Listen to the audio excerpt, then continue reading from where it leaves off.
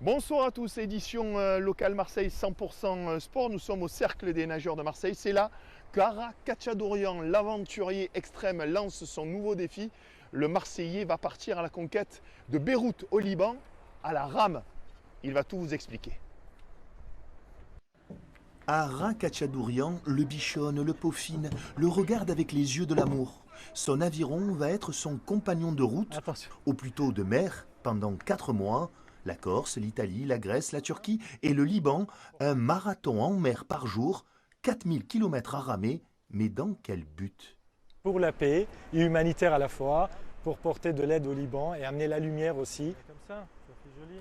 Tout le monde me dit tu es fou, c'est pas possible. Alors quand on me dit ça, ça m'excite encore plus de le faire.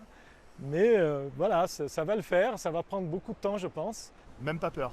Même pas peur, oui, un petit peu quand même, un petit peu j'ai peur, oui, chaque fois j'ai peur, mais voilà, j'essaye de vaincre ça et je m'aventure. Le Marseillais de 59 ans, qui se qualifie citoyen du monde, aime les défis déroutants.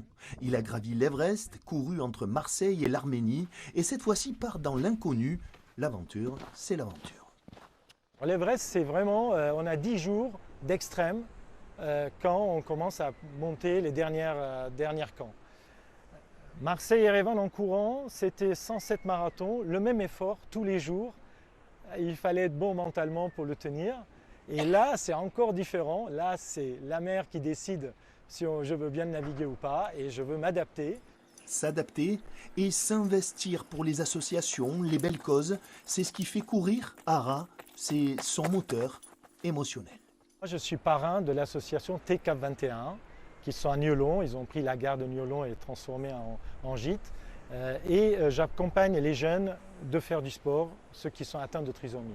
Voilà qui m'anime, ces jeunes-là. Et après, quand je visite les écoles, faire des conférences dans les lycées, collèges, et je leur raconte un peu mon parcours, parce que j'ai vu dans leurs yeux quelque chose qui brillait. J'ai dit, tiens, je veux continuer pour leur transmettre le goût de l'effort, le dépassement de soi. L'aventurier de l'extrême, sorte de héros des temps modernes, partira du Vieux-Port le 27 mai. Il devrait arriver à Beyrouth au début de l'automne.